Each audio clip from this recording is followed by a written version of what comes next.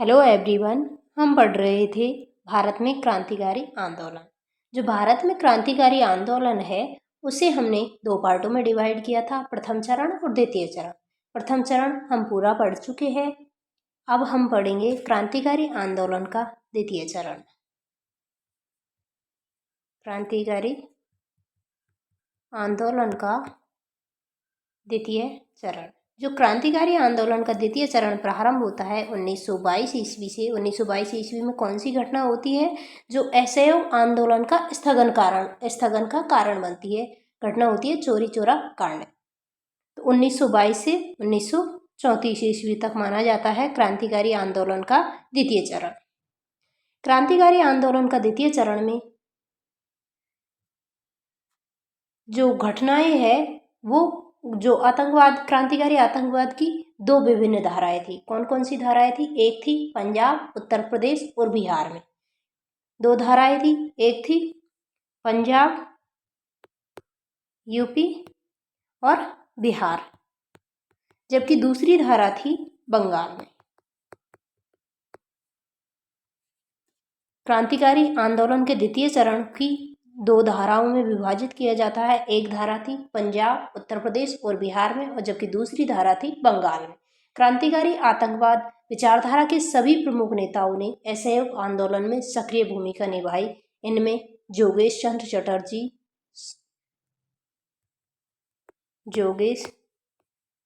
चटर्जी, इनके अलावा सूर्य सेन,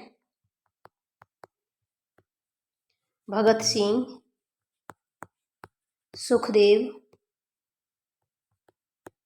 राजगुरु, चंद्रशेखर आजाद, शिव वर्मा, भगवती चरण वोहरा, जयदेव कपूर और जतिन दास के नाम प्रमुख रूप से लिए जाते हैं।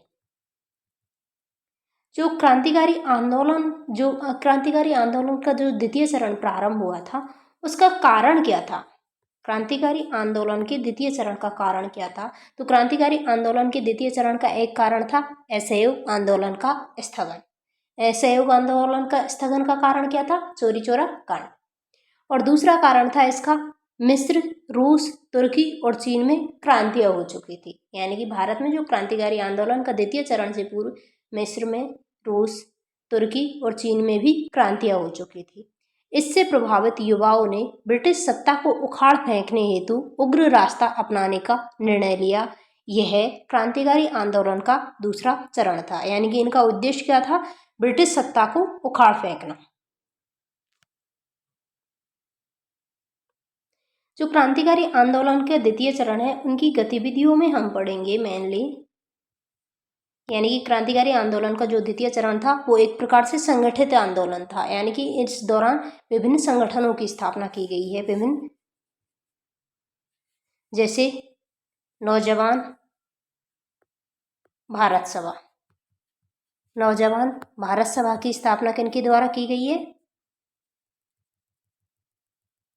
भगत सिंह के द्वारा। इसके अलावा दूसरा है HRA। HRA यानी कि Hindustan Republican association. Hindustan Republican association जिसकी स्थापना होती है 1924 में।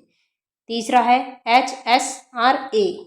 इसका पुनर्गठन किया गया है HRA का और इसका नाम कर दिया गया था HSRA, Hindustan socialist Republican association. इसकी स्थापना होती है 1928 में चंद्रशेखर आजाद के नेतृत्व में HSRA की स्थापना होती है। इसके अलावा नेक्स्ट है IRA। IRA का मतलब है Indian Republican army. Indian Republican army की स्थापना की जाती है 1930 में। किनके द्वारा? मास्टर दा सूर्य सेन के नेतृत्व में। बंगाल में जो क्रांतिकारी घटनाएं हैं उनका मेन नेतृत्व किया था मास्टर दा सूर्य सेन के द्वारा। जो मास्टर दा सूर्य सेन ने इसे एक अनुशीलन समिति की शाखा के रूप में चटगांव में स्थापित किया था। किन्हें? IRA को। सबसे पहले हम स्टार्ट करते हैं HRA। HRA का फुल फॉर्म है हिंदुस्तान रिपब्लिकन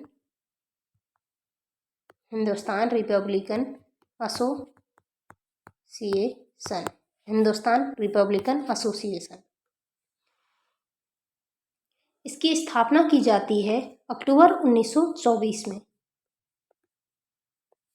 अक्टूबर 1924 में कानपुर में एचआरए की स्थापना की जाती है। कहाँ पर? कानपुर, यूपी में। यानी कि एचआरए की फुल फॉर्म है हिंदुस्तान रिपब्लिकन एसोसिएशन।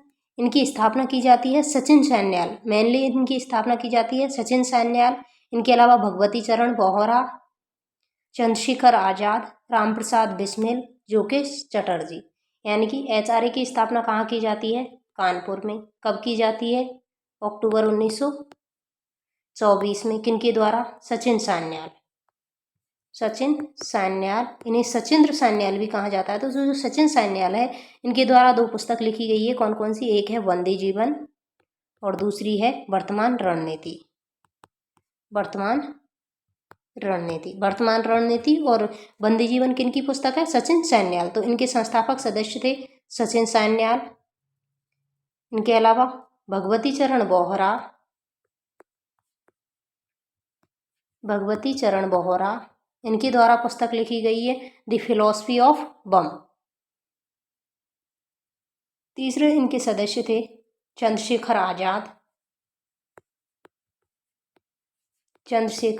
आजाद। इनके अलावा रामप्रसाद बिस्मिल,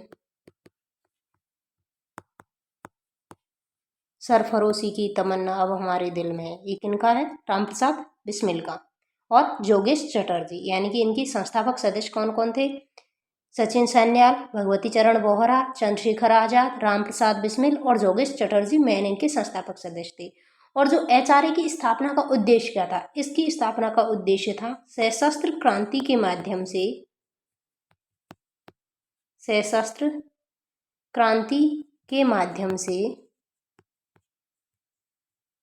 औपनिवेशिक सत्ता को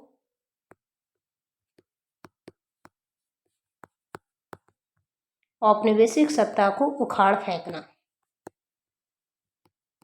यानी कि जो एचआरए की स्थापना का उद्देश्य क्या था? एचआरए की स्थापना का उद्देश्य था सशस्त्र क्रांति के माध्यम से औपनिवेशिक सत्ता को उखाड़ फेंकना एवं संघीय गणतंत्र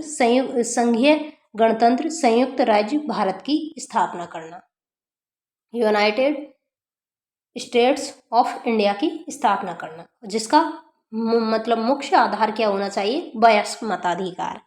तो जो एचआरए की स्थापना की जाती है अक्टूबर 1924 में, कहाँ पर? कानपुर में। सचिन सान्याल, भगवती चरण बोहरा, चंद्रशेखर आजाद, रामप्रसाद बिस्मिल और योगेश चटर्जी के द्वारा। इसका उद्देश्य क्या था एचआरए की स्थापना का? सशस्त्र क्रांति के माध्यम से औपनिवेशिक सत्ता को उखाड़ फेंकना और संघीय गणतंत्र संयुक्त राज्य भारत की स्थापना करना। इनके द्वारा जो गतिविधि की जाती है वो है काकोरी कांड। इसे काकोरी कांड भी कहा जाता है, काकोरी ट्रेन एक्शन भी कहा जाता है और काकोरी डकैती भी कहा जाता है। जो काकोरी कांड या काकोरी ट्रेन एक्शन या काकोरी डकैती, इस घटना को अंजाम दिया जाता है 9 अगस्त 1925 को। 9 अगस्त 1925 को इस घटना को अंजाम दिया जाता है काकोरी कांड या काकोरी ट्रेन एक्शन। इसमें जो सहारनपुर से लखनऊ जाने वाली ट्रेन थी 8 डाउन ट्रेन, जिसमें कि जो रेल विभाग का खजाना था। 8 डाउन ट्रेन जिसे सहारनपुर से लखनऊ जाने वाली थी, इसे बीच में काकोरी नामक गांव में रोककर लूट लिया गया था क्रांतिकारियों के द्वारा। सहारनपुर से लखनऊ जाने वाली 8 डाउन ट्रेन को काकोरी में लूट लिया गया था, जिसमें रेल विभाग का खजाना था। इसे कहा जाता है काकोरी षड्यंत्र केस। और जो काकोरी षड्यंत्र केस है, इसके तहत कई लोगों को गिरफ्तार कर लिया गया सरकार के द्वारा। काकोरी ट्रेन एक्शन या काकोरी षड्यंत्र केस के तहत कई लोगों को गिरफ्तार कर लिया गया था, जिसमें 4 लोगों को फांसी दी जाती है। यानी कि काकोरी ट्रेन एक्शन या काकोरी षड्यंत्र केस के तहत 4 लोगों को फांसी दी जाती है। कौन कौन? एक है रामप्रसाद बिस्मिल,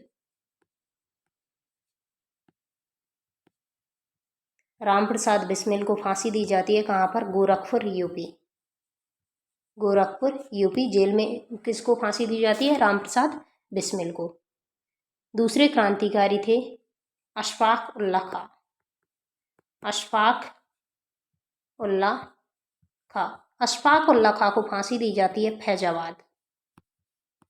फैजाबाद जेल में किनको फांसी दी जाती है? अशफाक उल्लाह खां को। जबकि रोशन सिंह को दी जाती है, रोशन सिंह आरा, रोशन सिंह आरा को दी जाती है इलाहाबाद में। इलाहाबाद जेल में दी जाती है रोशन सिंह आरा को। और जबकि चौथे क्रांतिकारी थे राजेंद्र लाहिड़ी। राजेंद्र लाहिड़ी को दी जाती है गोंडा जेल। राजेंद्र लाहिड़ी को गोंडा यूपी जेल में फांसी दी जाती है। किसको? राजेंद्र लाहिड़ी को। रोशन सिंह आरा को दी जाती है इलाहाबाद जेल में, इलाहाबाद स्थित नैनी जेल में। अशफाक उल्लाह खां को दी जाती है फैजाबाद जेल में। जबकि रामप्रसाद बिस्मिल को गोरखपुर जेल में फांसी दी जाती है। तो जो काकोरी 10 एक्शन है या काकोरी कांड है, वो घटना को अंजाम दिया गया है 9 अगस्त 1925 को। इसके तहत सहारनपुर से लखनऊ जाने वाली ट्रेन को काकोरी गांव में लूट लिया गया था क्रांतिकारियों के द्वारा। और इस घटना के बाद 4 लोगों को फांसी दी जाती है, 4 क्रांतिकारियों को फांसी दी जाती है। रामप्रसाद बिस्मिल को गोरखपुर जेल में, अशफाक उल्लाह खां को फैजाबाद जेल में, रोशन सिंह को इलाहाबाद जेल में, जबकि राजेंद्र लाहिड़ी को गोंडा यूपी जेल में फांसी दे दी जाती है। दूसरा संगठन है हमारा HSRA, यानी कि Hindustan socialist Republican association. Hindustan socialist Republican association. Kakori षड्यंत्र केस से क्रांतिकारी और भड़क उठे और कई युवा क्रांतिकारी संघर्ष के लिए तैयार हो गए। इनमें उत्तर प्रदेश में शिव वर्मा, जयदेव कपूर, विजय कुमार सिन्हा तथा पंजाब में भगत सिंह, सुखदेव, भगवती चरण बोहरा ने चंद्रशेखर आजाद के नेतृत्व में, HSRA चंद्रशेखर आजाद के नेतृत्व में दिसंबर 1928 में, नेतृत्व किनका था? चंद्रशेखर आजाद। चंद्रशेखर आजाद के नेतृत्व में दिसंबर 1928 में, दिसंबर 1928 में फिरोज शाह कोटला कहाँ पर है? दिल्ली में। फिरोज शाह कोटला दिल्ली में HSRA की स्थापना की गई। किनके नेतृत्व में? चंद्रशेखर आजाद के नेतृत्व में। किन किन ने? भगवती चरण बोहरा, सुखदेव, भगत सिंह, शिव वर्मा, जयदेव कपूर, विजय कुमार सिन्हा आदि लोगों के नेतृत्व में।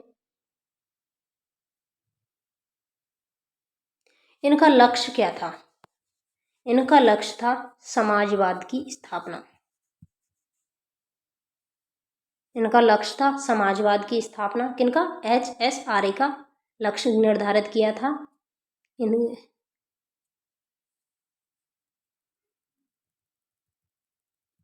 इनका लक्ष्य था समाजवाद की स्थापना। और इनके द्वारा 2 प्रमुख घटनाओं को अंजाम दिया जाता है। कौन कौन सी घटना है? एक है सैंडर्स हत्याकांड और दूसरी है केंद्रीय विधानसभा या सेंट्रल असेंबली में बम फेंकना। तो पहली घटना है कौन सी? सैंडर्स हत्याकांड। सैंडर्स हत्याकांड। सैंडर्स कौन थे? सैंडर्स थे एक पुलिस अधीक्षक। पुलिस अधीक्षक थे। इसकी हत्या क्यों की गई थी क्रांतिकारियों के द्वारा? इनकी हत्या इसलिए की गई थी क्योंकि जो सैंडर्स थे उन्होंने जो साइमन कमीशन का विरोध हो रहा था भारत में, संपूर्ण भारत में साइमन कमीशन का विरोध हो रहा था और लाहौर में इसका नेतृत्व कर रहे थे। लाहौर में जो विरोध का नेतृत्व कर रहे थे लालाजी, यानी कि लाला लाजपत राय लाहौर में साइमन कमीशन का विरोध कर रहे थे। और विरोध के दौरान जो सैंडर्स थे उन्होंने लाठीचार्ज का आदेश दे दिया। सैंडर्स के द्वारा लाठीचार्ज का आदेश दे दिया गया। तो जो लाठीचार्ज के दौरान लाला लाजपत राय घायल हो गए थे। कौन? लाला लाजपत राय घायल हो गए थे। कब?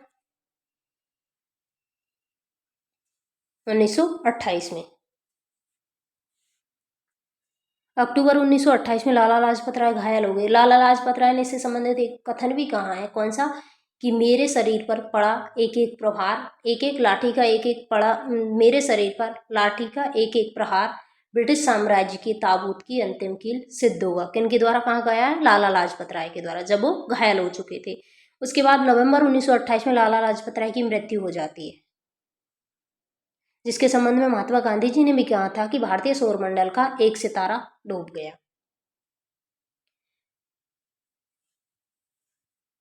इसके बाद जो HSRA Hindustan socialist Republican association के 3 सदस्य थे, कौन कौन से? भगत सिंह, इसके अलावा भगत सिंह, चंद्रशेखर और राजगुरु। भगत सिंह, चंद्रशेखर और राजगुरु तीनों ने जो सैंडर्स थे उनकी हत्या कर दी। भगत सिंह, चंद्रशेखर और राजगुरु ने लाला लाजपत राय की मौत के लिए सैंडर्स को दोषी मानते हुए इनकी हत्या कर दी 17 दिसंबर 1928 को। यानी कि सैंडर्स हत्याकांड की डेट है 17 दिसंबर 1928 को।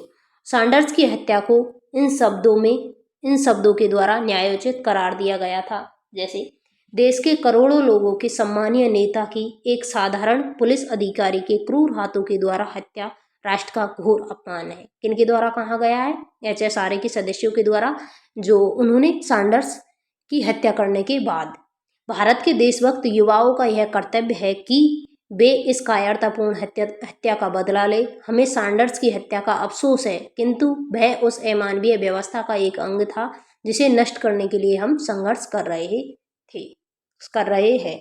तो पहली घटना है सैंडर्स हत्याकांड। सैंडर्स हत्याकांड है 17 दिसंबर 1928 को। किनके द्वारा अंजाम दिया जाता है इस घटना को? चंद्रशेखर, राजगुरु और भगत सिंह के द्वारा। HSRA के द्वारा दूसरी घटना है, यानी कि इनके द्वारा दूसरी गतिविधि कौन सी थी? केंद्रीय विधानसभा में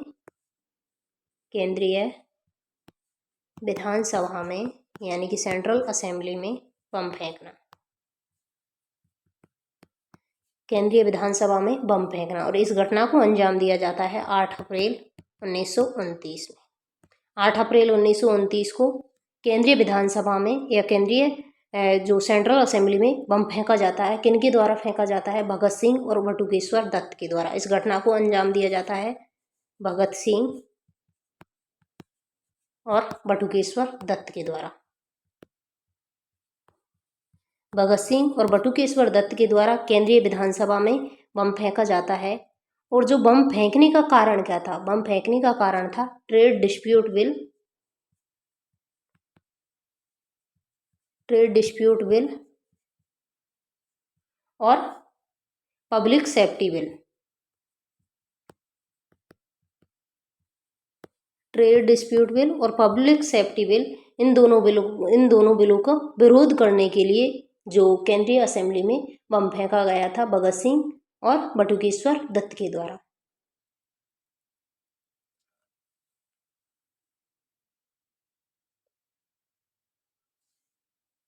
जो भगत सिंह और बटुकेश्वर दत्त के द्वारा केंद्रीय विधानसभा में जो बम फेंका गया था, उसका उद्देश्य किसी की हत्या नहीं था। यानी कि उनका उद्देश्य किसी की हत्या करना नहीं था, बल्कि अपितु सरकार को विरोध से अवगत कराना तथा बहरों को सुनाना था। यानी कि यह उनका विरोध का एक तरीका था। इसलिए जानबूझकर मामूली सा बम बनाया गया तथा 8 अप्रैल 1929 को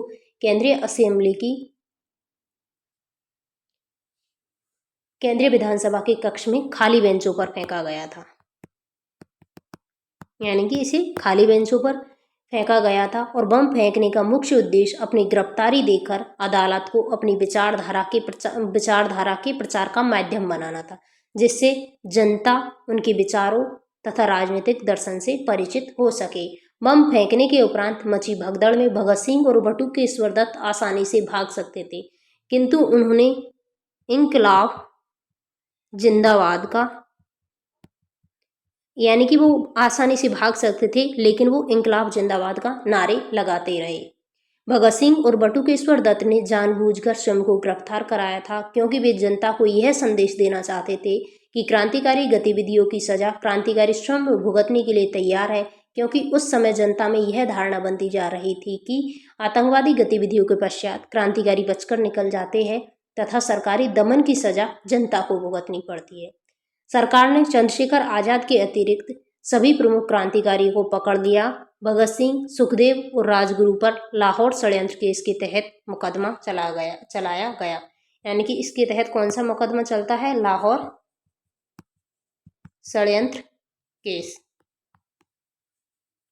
केंद्रीय असेंबली में बम फेंकने के बाद जो मुकदमा चलता है लाहौर षड्यंत्र केस, जिसके तहत किनके लिए चलता है? भगत सिंह, सुखदेव और राजगुरु पर लाहौर षड्यंत्र केस के तहत मुकदमा चलाया गया। अन्य क्रांतिकारियों को कड़ी सजाएं हो गई। जेल में इन क्रांतिकारियों ने जेल की अमानवीय परिस्थितियों के विरोध में भूख हड़ताल कर दी और मांग की कि राजनीतिक बंदियों के साथ हिरासत के दौरान सम्मानीय व न्यायोचित व्यवहार किया जाए। इस दौरान जो जतिन दास पहले शहीद बने थे, यानी कि भूख हड़ताल के दौरान जतिन दास की मृत्यु हो गई। जतिन दास ने 64 दिन भूख हड़ताल की थी, इस कारण इनकी मृत्यु हो गई थी। कांग्रेस के नेताओं ने इन युवा क्रांतिकारियों का जोरदार समर्थन किया। भगत सिंह, राजगुरु और सुखदेव को फांसी की सजा सुनाई गई और इन्हें 23 मार्च 1931 को फांसी दे दी गई। जो 23 मार्च को प्रतिवर्ष मनाया जाता है शहीद दिवस, किनकी याद में? भगत सिंह, सुखदेव और राजगुरु की जो फांसी दी गई थी 23 मार्च 1931 को, उनकी याद में। तो जो भगत सिंह, सुखदेव और राजगुरु को कौन से षड्यंत्र केस के तहत फांसी दी गई है? लाहौर षड्यंत्र केस के तहत। इस कारण जो गांधी जी का कांग्रेस का होता है कराची अधिवेशन, कांग्रेस का कराची अधिवेशन में जिसकी अध्यक्षता की थी वल्लभ भाई पटेल ने, उसमें गांधी जी का विरोध किया जाता है नौजवान भारत सभा के सदस्यों के द्वारा। जो नौजवान भारत सभा की स्थापना की जाती है 1926 में, किनके द्वारा? भगत सिंह के द्वारा। तो अभी तक हमने क्या क्या देखा है? HRA, HSRA। HRA में हमने मेनली पढ़ा है काकोरी कांड। इस घटना को अंजाम दिया जाता है 9 अगस्त 1925 को। दूसरा हमने देखा था HSRA। HSRA में दो घटनाएं। HRA की स्थापना की जाती है 1924 में। किनके द्वारा की जाती है HRA की स्थापना? सचिन सान्याल, भगवती चरण बोहरा, चंद्रशेखर आजाद, रामप्रसाद बिस्मिल और जोगेश चटर्जी के द्वारा। इसका उद्देश्य था सशस्त्र क्रांति के माध्यम से औपनिवेशिक सत्ता को उखाड़ फेंकना एवं संघीय गणतंत्र संयुक्त राज्य भारत की स्थापना। इनके द्वारा मेन घटना को अंजाम दिया जाता है काकोरी कांड या काकोरी ट्रेन एक्शन अथवा काकोरी डकैती। इस घटना को अंजाम दिया जाता है 9 अगस्त 1925 को। सहारनपुर से लखनऊ जाने वाली ट्रेन को काकोरी नामक गांव में लूट लिया था। एट डाउन ट्रेन उसका नाम था और इसके तहत काकोरी षड्यंत्र केस चलाया गया था, जिसके तहत कई लोगों को गिरफ्तार कर लिया गया था और इसमें 4 लोगों को फांसी दी गई थी। रामप्रसाद बिस्मिल को गोरखपुर यूपी में, अशफाकुल्ला खां को फैजाबाद में, रोशन सिंह को इलाहाबाद में, जबकि राजेंद्र लाहड़ी को गोंडा जेल में फांसी दी गई थी। दूसरा हमने देखा था HSRA, Hindustan socialist Republican association. इसकी स्थापना की जाती है HSRA की दिसंबर 1928 में। किनके द्वारा? चंद्रशेखर आजाद के नेतृत्व में। इनके अलावा इनमें भगत सिंह, राजगुरु, सुखदेव, भगवती चरण बोहरा भी इनके सदस्य थे। इनका लक्ष्य था, जो HSRA का लक्ष्य था, समाजवाद की स्थापना। इनके द्वारा 2 घटनाओं को अंजाम दिया जाता है। एक है सैंडर्स हत्याकांड। सैंडर्स कौन थे? एक पुलिस अधीक्षक थे जिन्होंने जो साइमन कमीशन के विरोध के दौरान लाठीचार्ज के दौरान इन्होंने जो लाठीचार्ज का आदेश दिया था सैंडर्स ने, जिसके कारण जो भारत के प्रमुख गर्मपंथी नेता थे या गर्म दल के एक नेता थे लाला लाजपत राय, उनकी मृत्यु हो गई। यानी कि पहले ये घायल हो गए और उनके बाद उनकी मृत्यु हो गई, जिस कारण इसका बदला लेने के लिए जो भगत सिंह, चंद्रशेखर आजाद और राजगुरु के द्वारा जो सैंडर्स की हत्या कर दी जाती है 17 दिसंबर 1928 को लाहौर में। इसके बाद नेक्स्ट घटना थी केंद्रीय असेंबली में बम फेंकना। केंद्रीय असेंबली में बम फेंकने की घटना हुई है 8 अप्रैल 1929 को। भगत सिंह और बटुकेश्वर दत्त के द्वारा यहाँ जो केंद्रीय असेंबली में बम फेंका जाता था, इसका कारण था ट्रेड डिस्प्यूट बिल और पब्लिक सेफ्टी बिल के विरोध में। इनका उद्देश्य किसी की हत्या करना नहीं था, अपितु सरकार को विरोध से अवगत कराना तथा बैरों को सुनाना था। इसलिए जानबूझकर मामूली बम बनाया गया और खाली बेंचों पर फेंका गया था 8 अप्रैल 1929 को। और इंकलाब जिंदाबाद का नारा भी इनके द्वारा दिया गया था। इंकलाब का मतलब होता है परिवर्तन, यानी कि परिवर्तन जिंदाबाद। इसके तहत चलता है लाहौर षड्यंत्र केस। और लाहौर षड्यंत्र केस में 3 लोगों को फांसी दी जाती है, भगत सिंह, सुखदेव और राजगुरु को। कब? 23 मार्च 1931 को, जिसके लिए आप जो वर्तमान में प्रतिवर्ष शहीद दिवस मनाया जाता है इनकी याद में। अब हम नेक्स्ट जो घटना देखेंगे, यानी कि हमने अभी तक पढ़ी है पंजाब, यूपी और बिहार की घटनाएं। अब हम देखते हैं बंगाल की क्रांतिकारी घटनाएं। क्रांतिकारी आंदोलन का हम पढ़ रहे हैं दूसरा चरण। तो क्रांतिकारी आंदोलन का दूसरे चरण में अब हम पढ़ेंगे जो बंगाल में होने वाली क्रांतिकारी घटनाएं। बंगाल में होने वाली क्रांतिकारी घटनाओं में पहला एक संगठन है IRA, Indian Republican army. Indian Republican army, जो इंडियन रिपब्लिकन आर्मी है, इनकी स्थापना की जाती है 1930 में। 1930 में इनकी स्थापना की जाती है मास्टर दा सूर्यसेन के द्वारा। मास्टर दा सूर्यसेन के द्वारा इनकी स्थापना की जाती है चटगांव। ओके, चटगांव में इनकी स्थापना की जाती है। किसकी? IRA, इंडियन रिपब्लिकन आर्मी की स्थापना की जाती है। और इसकी स्थापना अनुशीलन समिति की एक शाखा के रूप में की गई थी और इसका उद्देश्य था क्रांति के माध्यम से ब्रिटिश सत्ता को उखाड़ फेंकना। और इसके सदस्य थे प्रीतिलता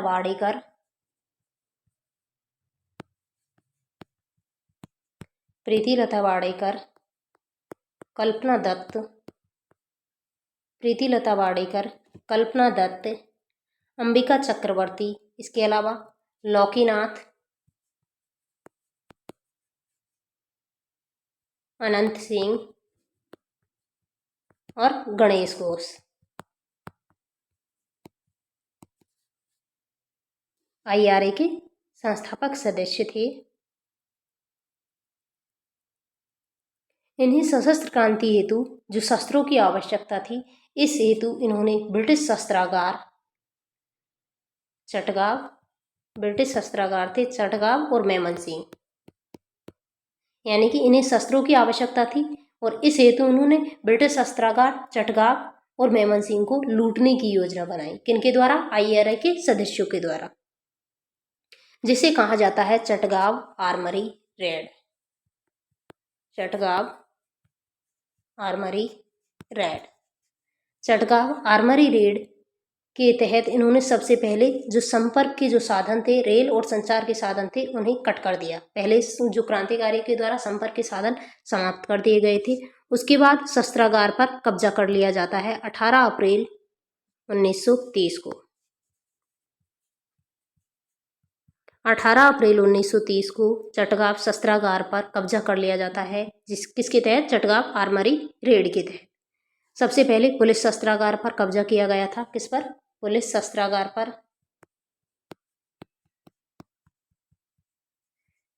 पुलिस शस्त्रागार पर गणेश घोष के नेतृत्व में पुलिस शस्त्रागार पर कब्जा कर लिया गया था 6 क्रांतिकारियों के द्वारा। मतलब इनका नेतृत्व किया था गणेश घोष ने, लेकिन 6 क्रांतिकारियों के नेतृत्व में जो पुलिस शस्त्रागार पर कब्जा कर लिया। उसके बाद सैनिक शस्त्रागार पर कब्जा कर लिया जाता है। सैनिक शस्त्रागार पर कब्जा कर लिया जाता है लौकीनाथ के नेतृत्व में। गणेश घोष के नेतृत्व में पुलिस शस्त्रागार पर कब्जा कर लिया जाता है, जबकि 10 क्रांतिकारियों ने लौकीनाथ के नेतृत्व में जो सैनिक शस्त्रागार को लूट लिया गया। इस रेड में 65 क्रांतिकारी शामिल थे, यानी कि जो चटगांव आर्मरी रेड है, इस घटना को अंजाम दिया जाता है कब? 18 अप्रैल 1930 को। पहले पुलिस शस्त्रागार पर कब्जा किया जाता है गणेश घोष के नेतृत्व में, जबकि लौकीनाथ के नेतृत्व में सैनिक शस्त्रागार को लूट लिया जाता है। इस रेड में लगभग 65 क्रांतिकारी शामिल थे। इन्होंने अस्थायी सरकार की स्थापना भी की थी। इसके बाद क्या होता है? 22 अप्रैल 1930 को 22 अप्रैल 1930 को जलालाबाद में 22 अप्रैल 1930 को जलालाबाद में क्रांतिकारियों और पुलिस के मध्य मुठभेड़ होती है, जिसमें लगभग 12 क्रांतिकारी और 80 अंग्रेज 12 क्रांतिकारी और 80 अंग्रेज सैनिक मारे गए थे। जलालाबाद में मुठभेड़ हुई थी क्रांतिकारियों और पुलिस के मध्य कब? 22 अप्रैल 1930 को। 12 क्रांतिकारी पकड़े गए तथा इन्हें आजीवन काले पानी की सजा दे दी गई थी। शेष क्रांतिकारी भाग गए तथा इन्होंने अपनी गतिविधियां जारी रखी। तो शेष क्रांतिकारी कौन थे? प्रीतिलता वाडेकर। प्रीतिलता के द्वारा क्या किया गया था? 24 सितंबर 1932 को 24 सितंबर 1932 को इनके द्वारा जो रेलवे संस्थान पर हमला किया गया था, रेलवे संस्थान था पहाड़तली चटगांव में, तथा बाद में इन्होंने आत्महत्या कर ली थी। प्रीतिलता वाडेकर के द्वारा रेलवे संस्थान पर हमला किया गया था और अंत में इन्होंने आत्महत्या कर ली थी। किसने? प्रीतिलता वाडेकर के द्वारा। दूसरी थी कल्पना दत्त, यानी कि इनमें महिलाओं ने भी बढ़ चढ़कर भाग लिया था। दूसरी थी कल्पना दत्त, इनके द्वारा इन्होंने जो प्रीतिलता का साथ दिया और इन्हें आजीवन कारावास दे दिया गया था सरकार के द्वारा। आजीवन कारावास की सजा मिली थी किन्हें? कल्पना दत्त को, जबकि प्रीतिलता वाडेकर ने आत्महत्या कर ली थी। सूर्यसेन, यानी कि इनके जो मेन लीडर थे सूर्यसेन दा और तारकेश्वर दत्त। सूर्यसेन दा और तारकेश्वर दत्त को फांसी दे दी गई थी। सूर्यसेन दा और तारकेश्वर दत्त को फांसी दे दी गई थी 12 जनवरी 1934 को सूर्यसेन दा और तारकेश्वर दत्त को 12 जनवरी 1934 को फांसी दे दी गई। इसके अलावा जो कोमिला की 2 छात्राएं थी, शांति घोष और सुनीति घोष।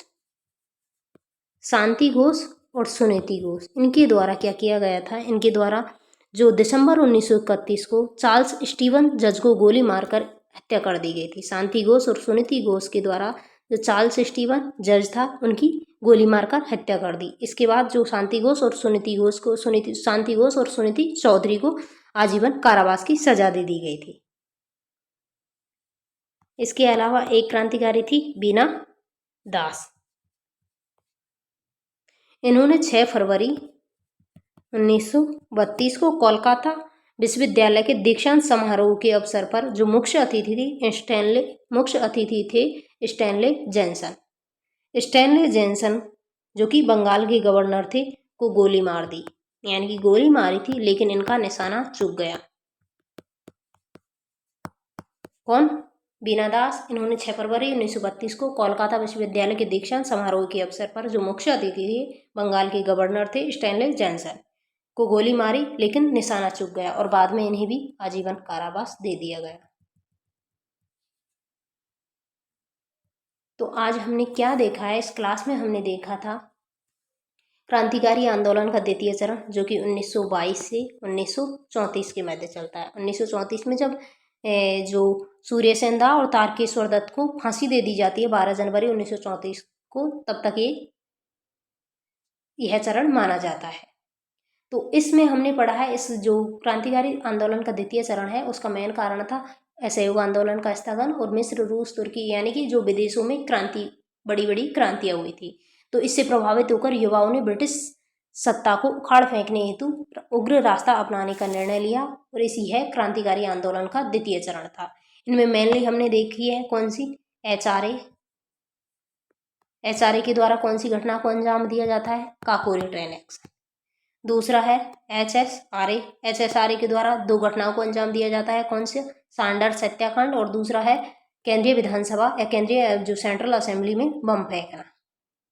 इसके अलावा हमने तीसरा देखा है IRA, Indian Republican army. Indian Republican army के द्वारा कौन सी घटना को अंजाम दिया जाता है? Chittagong armoury raid. Chittagong armoury raid की घटना हुई है 18 अप्रैल 1930 को। जो IRA की स्थापना की जाती है किनके द्वारा? मास्टर दा सूर्यसेन के द्वारा।